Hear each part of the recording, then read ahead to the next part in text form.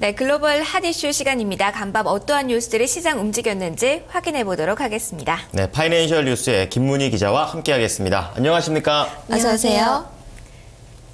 네, 내용들 하나씩 살펴보기 전에 헤드라인으로 정리해드리겠습니다.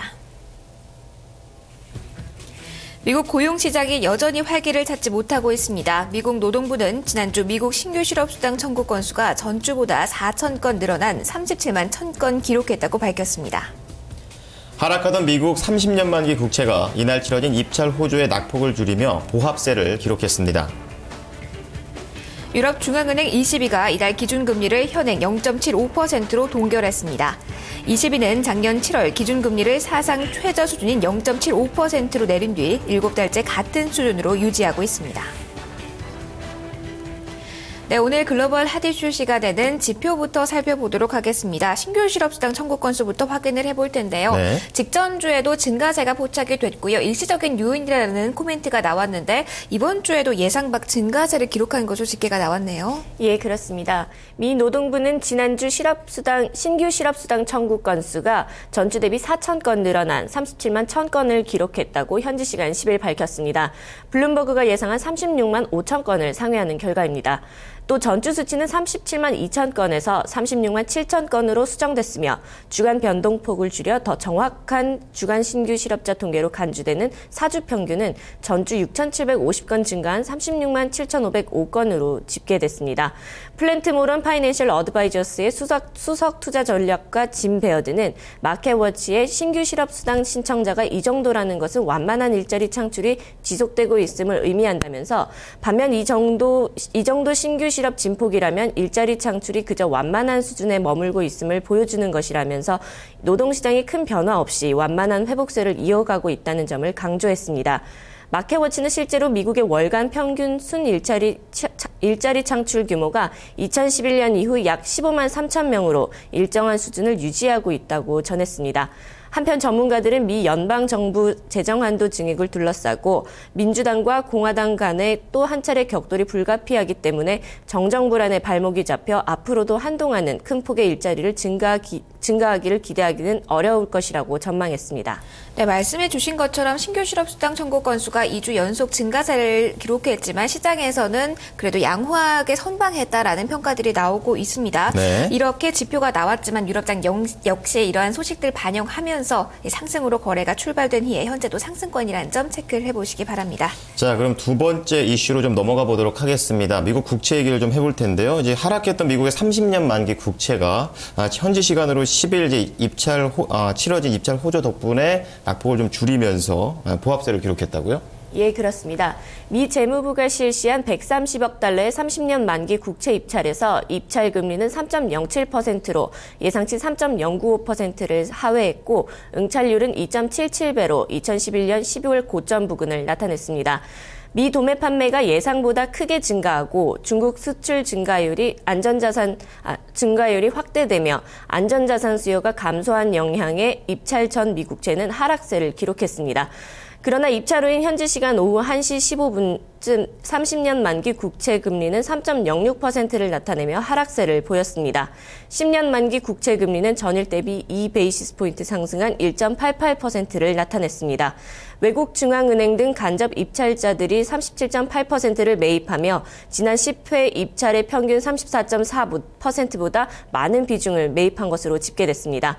비프라이머리 딜러 등 직접 입찰자는 16.7%로 역시 지난 10회 입찰 평균 15.5%보다 높은 비율로 매입했습니다. 30년간 만기 국채는 올해 들어 2.3% 하락, 미 국채 전체 하락세인 0.45%보다 가파른 내림세를 보였습니다.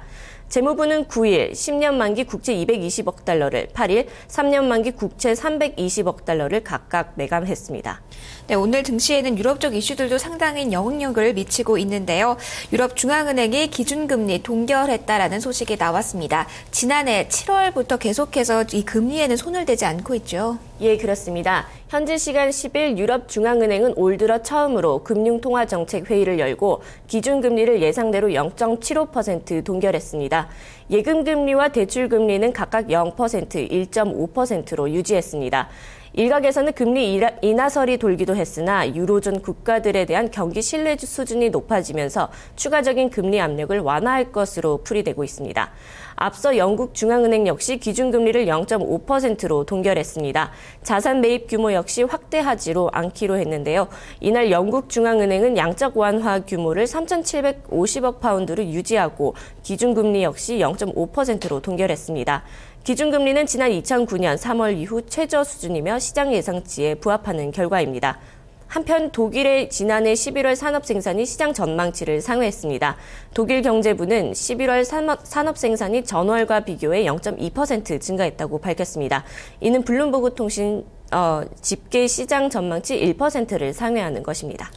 네, 그리고 이제 마리오 드라기 유럽 중앙은행 총재가 또 코멘트를 했죠. 유로존 경제가 이제 올해 말부터는 좀 점진적인 회복을 보일 거라고요? 예, 그렇습니다. 현지 시간 10일 드라기 총재는 통화회의 후 진행된 기자회견에서 유로존 경제 취약성은 2013년에도 이어질 것이라며 유로존 경제에 여전히 하방 위험이 있다고 진단했습니다. 그러나 그는 몇몇 경제 지표들이 낮은 수준이긴 하지만 광범위한 안정세를 보이고 있는 데다 금융시장 신뢰도 추가적으로 개선되고 있다면서 유로존 경제가 2013년 말 점진적으로 회복될 것이라고 전망했습니다. 또 그는 유로존 은행들의 자본 부족이 크게 개선돼 올해 유로존 신용 여건이 나아질 것이라고 덧붙였습니다. 인플레이션 위험에 대해서는 전반적으로 균형이 잡혔다고 평가했습니다. 그러나 그는 통화 정책 기조가 여전히 부양적이며 출구 전략도 고려하지 않고 있다고 강조했습니다. 네, 드라기 총재의 이와 같은 코멘트에도 불구하고 유럽 증시에서는 뚜렷한 방향성 나오지 않으면서 혼조세로 거래가 마감이 됐는데요. 유럽장 마감 상황 정리해 주시죠. 예, 현지 시간 10일 영국 FTSE 100 지수는 전일 대비 0.05% 오른 6,101.51로 마감했습니다. 반면 프랑스 캬크 40 지수는 0.39% 떨어진 3,703.12로 독일 닥스 30 지수는 0.16% 하락한 7,708.47을 각각 기록했습니다. 이날 범유럽 지수인 스톡스 600의 거래량은 지난 30일 평균의 2배를 기록했는데요. 영국 증시는 전날 도달한 2008년 5월 후 고점에서 큰 변동 없이 거래를 마쳤습니다. 이날 유럽중앙은행은 기준금리를 0.75%로 동결하고 예금금리와 일일물 대출에 적용되는 한계대출 금리도 각각 0%에서 1.5%로 유지했습니다. 드라기 ECB 총재는 금리 고시 후 기자회견에서 유로존 경제 취약성은 2013년에도 이어질 것이라며 이같이 전했습니다. 네, 김문희 기자 오늘 말씀 감사합니다. 네, 고맙습니다. 네, 글로벌 핫 이슈 시간에 다룬 내용들 헤드라인으로 다시 한번 확인해 보시죠.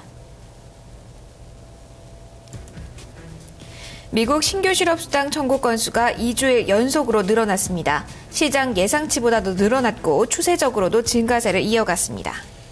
현지 시간으로 지난 10일 하락하던 미국 30년 만기 국채가 이날 치러진 입찰 호조에 낙폭을 줄이며 보합세를 기록했습니다. 30년 만기 국채는 올해 들어 2.3% 하락하면서 미국 국채 전체 하락세인 0.45%보다 가파른 내림세를 보였습니다. 유럽중앙은행 ECB가 이달 기준금리를 현행 0.75%로 동결했습니다. ECB는 지난해 7월 기준금리를 사상 최저 수준인 0.75%로 내린 뒤 7달째 같은 수준으로 유지하고 있습니다. 자, 이어서 미국 시장을 움직인 재료들 키워드로 살펴보도록 하겠습니다.